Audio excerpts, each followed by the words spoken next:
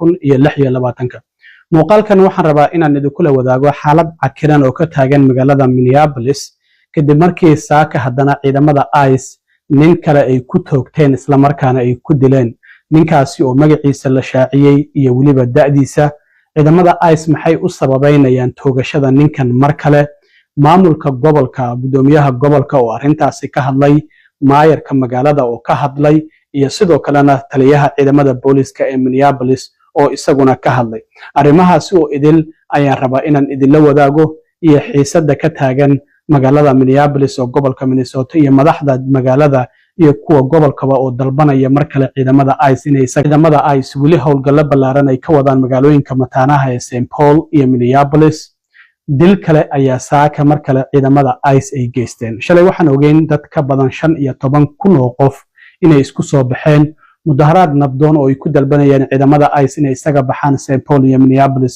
inay halkaasi ka sameeyeen xilli waliba qabow daran uu ka jiray shalay iyo maantaba magaalada ama magaalooyinka mataanaha ee St. Paul iyo waliba Minneapolis haddaba saaka ayaa markay saacadu abaara ahayd 3 saac oo subaxnimo waxaa mar kale la soo tabiyay in toogasho ciidamada ICE ay ka geysteen wadada East 26 Avenue-ga iyo sidoo kalena Nicollet Avenue booliska taliyaha booliska Brian O'Hara ayaa waxa uu sheegay in booliska lagu soo wargeliyay 3 saac iyo 3 daqiiqo oo subaxnimo markii ahayd in toogasho halkaasi ka dhacday boolisku markay ilmaadeen waxay u yimaadeen qof qaangaar ah oo dhaawaca oo halkaasi yaala kadibna gargaar naftiisa lagu badbaadinayay ayaa loo fidiyay xarunta caafimaadka ee Hennepin Medical Center ayaana loogu qaaday ambulance halkaasi oo markii dambe uu ku geeriyooday waxaana uu sheegay in goobta markii dambe dad fara badan ay isugu soo xoomeen halkaasina ciidamada ICE iyo dadkii ay isku dhaceen loogana dhawaaqay unlawful assembly meesha in wax sharci aysan ka jirin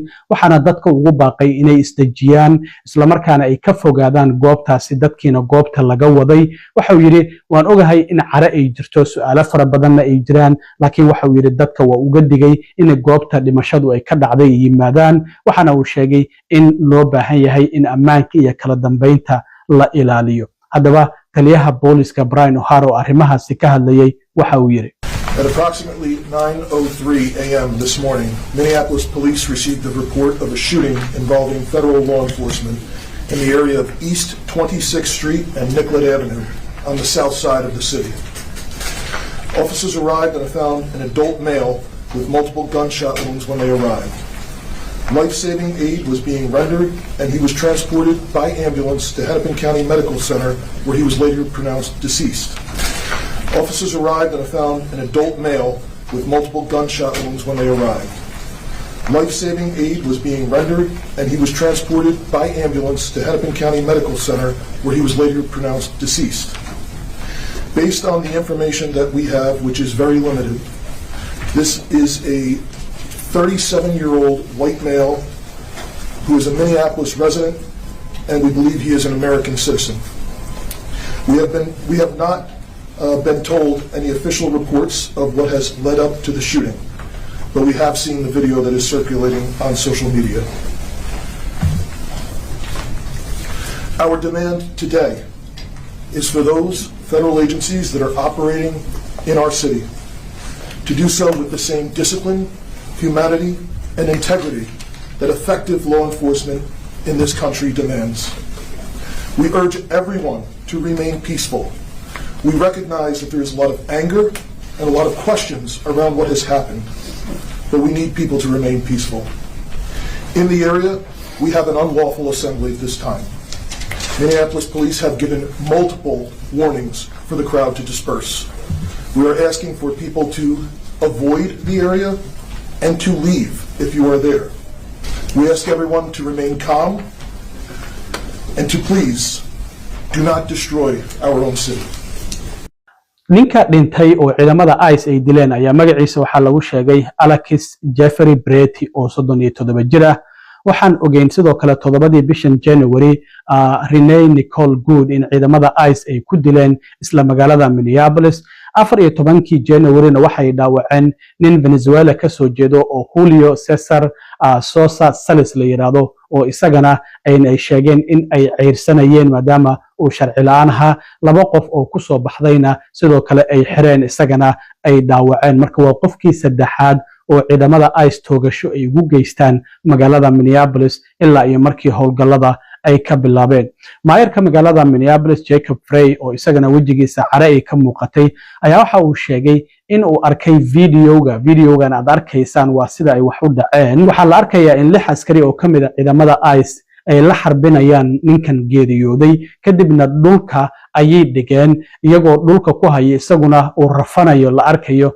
ayaa la maqlayaa rasaasta isla markaana halkaasi waxaa la sheegay in dhowr rasaasa lagu dhuftay ninkaasi sida dad goobta ka agdhawaa muuqaalkan ay duubeen aad ka arkaysaan marka dhowr xabadood ayaa ku dhacday ninkaasi waxaana dawladdu markii dambe ay soo bandhigtay ciidamada ICE bastooladan iyo 2 qasnadood oo ay sheegeen in ninkan uu watay taliyaha ciidamada xuduudaha ilaaliya ee hogaaminaya kamid ah hogaanka ciidamada howlgallada ka wada Minneapolis iyo St. Paul Gregory Bobino ayaa isaguna shir jaraa'id qabtay waxa uu sheegay in ciidamada ICE oo howlgal bartilmaameed ah oo nin sharci la'aan ah oo magaciisa uu ku sheegay Jose Walk Juma in uu ninkan dhimanaya markii dambe uu pistoolad wato uu ciidamada ku soo taagay markaas kadibna ay ciidamadu gacanta ay ku dhigeen waxaana uu sheegay ninkan inuu doonayo inuu xasuuqo ciidamada ICE ee goobtaasi joogay sidaas darteedna askari kamid ah ciidamada ICE ayaa isagoo nafsadiisa iyo nafsada ciidamada kala difaacaya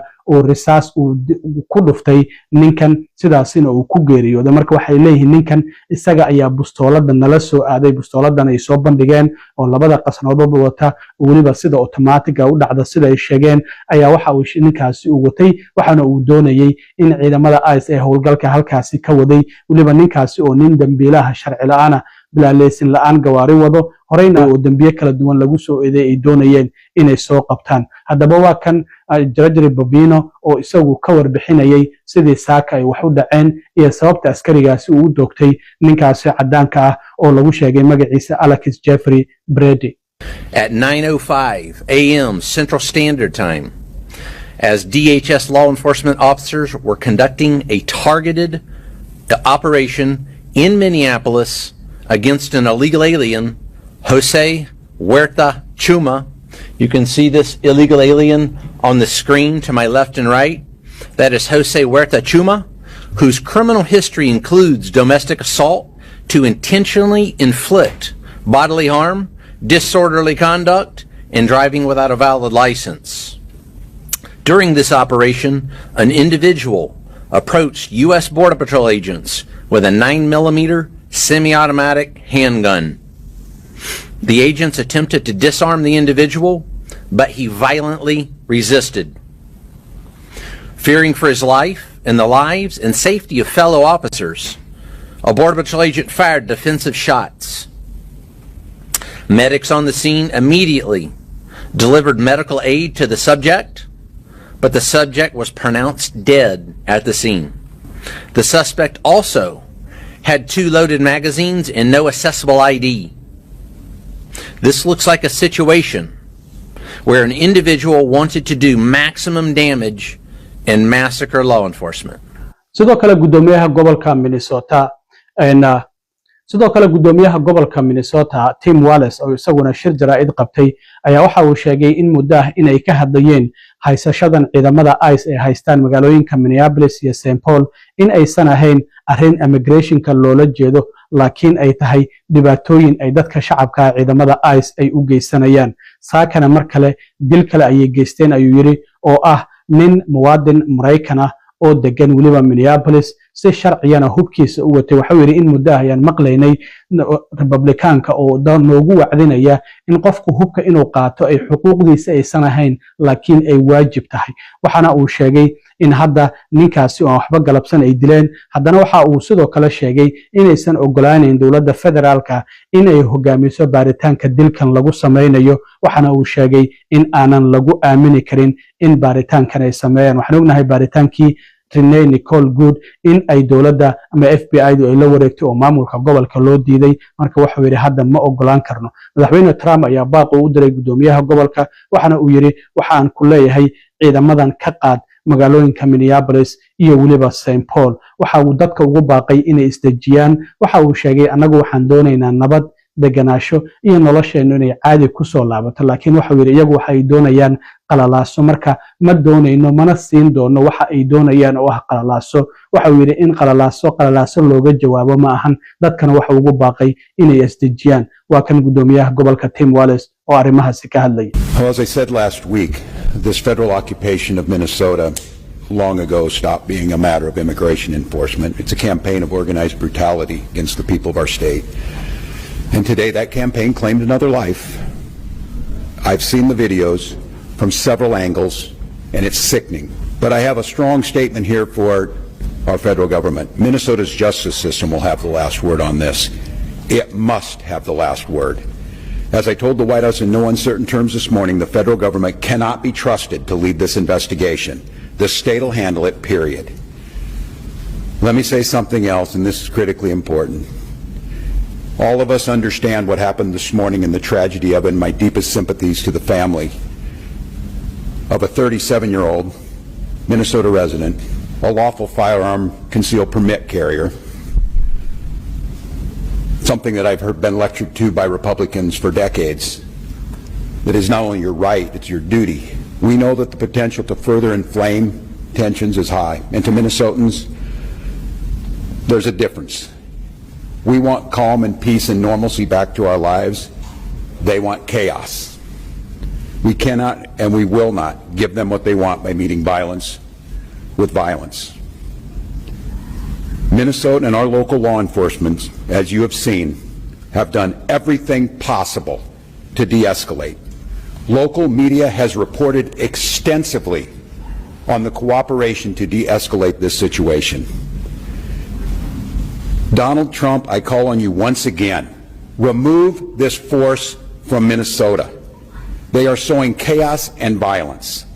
Sidoo kale senatarada laga soo doorto gobolka Minnesota, Amy Klobuchar ayaa iyaduna qoraalka barteeda X ku soo qortay qoraalkan, waxaana ay sheegtay in toogasho kale ciidamada ICE Minneapolis ay ka geysteen xubnaha Congress-ka ee Republican-kana ay ka aamusan yihiin maamulka Trump. Waxaan leeyahay ay tiri ciidamada ICE ka soo qaad gobolka Minnesota. Sidaasi ayaa sidoo kale iyaduna ay tiri marka haddana waa mar kale iyo toogasho kale oo ciidamada ICE ay ka geysteen magaalada Minneapolis. Mayorka magaalada Minneapolis Jacob Frey ayaa isaguna waxa uu sheegay inuu muuqaal ka daawaday isla markaana uu yahay muuqaal laga naxo. Qof muwaadin Mareykan ayaa si xun loo dilay ayuu yiri. Haddii arrintan ay sii socotana dad kale ayaa dhiman kara, kuwa kalena dhaawac halis ayaa soo gaari kara. Marka waxa uu yiri arrintan waa arrin siyaasadeed iyo waliba arrin xisbi oo sheegay inaan loo baahnayn in ciidamadan halkan ay sii joogaan. Waxaana ugu baaqay in ciidamada ICE ay isaga baxaan magaalada Minneapolis. Dadkana waxa ugu baaqay in ay deganaasho muujiyaan, haddii ay mudaharaadayaanna ay si nabdoon ku mudaharaadaan. Aad iyo aad u mahadsantiin asxaabta, intaan markale kulmi doono waa saaxiibkii